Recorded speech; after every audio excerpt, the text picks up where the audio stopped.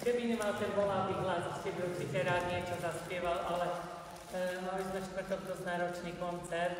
Boli to piesne Karla Gotta a veľkých hviezd kráľoviek českej populárnej hudby.